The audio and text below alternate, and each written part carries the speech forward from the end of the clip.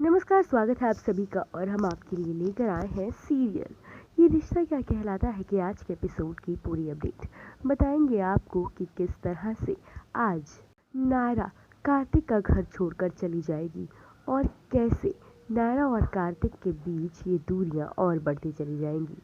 वहीं सभी घर वाले क्या नया प्लान करने वाले हैं कि कार्तिक को उसकी गलतियों का एहसास हो, जिससे वो नायरा से माफ़ी मांगे और कैसे गोयनका हाउस की खुशियाँ वापस लाई जाएं। तो चलिए बिना किसी देरी के शुरू करते हैं आज का एपिसोड। आज के एपिसोड की शुरुआत होती है जहाँ पर नायरा कार्तिक के ऊपर चिल्ला रही होती है कि बस करो कार्तिक, बार बार मेरे पापा कह के तुमने मुझे पराया ही कर दिया।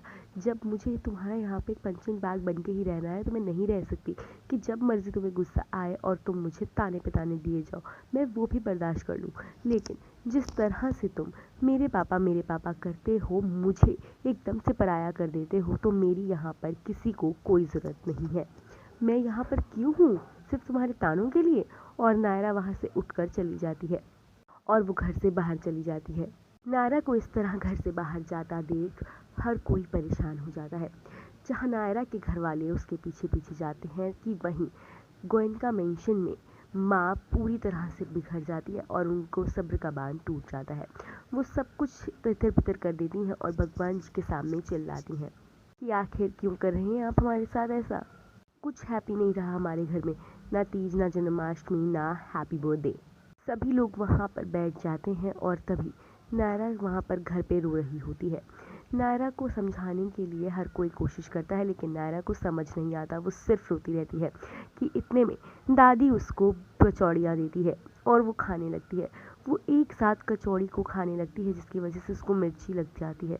ना वो पानी पीती है, ना वो तरीके से खाती है।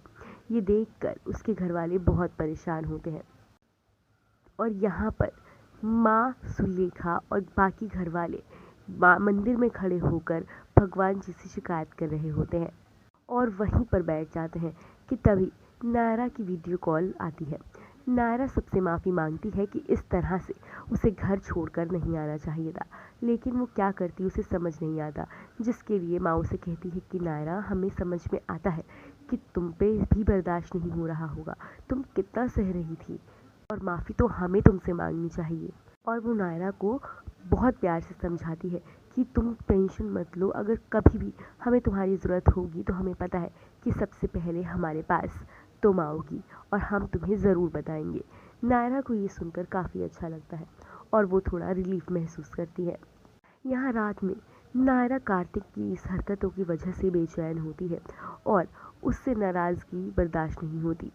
वो घुंघरू पहनकर डांस करना शुरू कर देती है।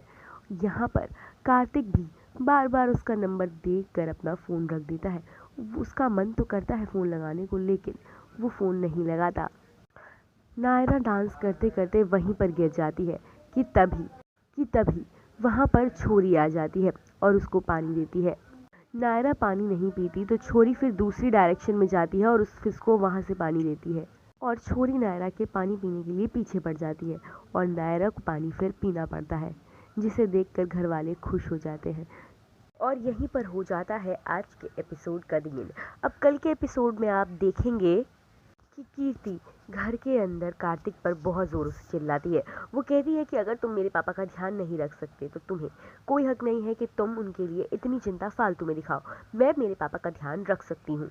वो बार बार मेरे पापा कहकर मनीष को बोलती है, जिसे सुनने के बाद कार्तिक को बहुत गुस्सा आता है और वो चिल्लाता है कि तुम्हें क्या इतनी देर से मेरे पापा लगा रखा है, तुम तो ऐसे बोल रही हो जैसे वो मेरे। और वो यहीं पर रुक जाता है और फिर उसे ध्यान आता है कि उसने किस तरह से नायरा को मोलेस्ट किया है, उसे ह्यूमिलेट किया है, उसे मेंटली तौर पर कितना परेशान किया है, ये सब शब्द कहकर जो इस वक्त कीर्ति उसे बोल रही है।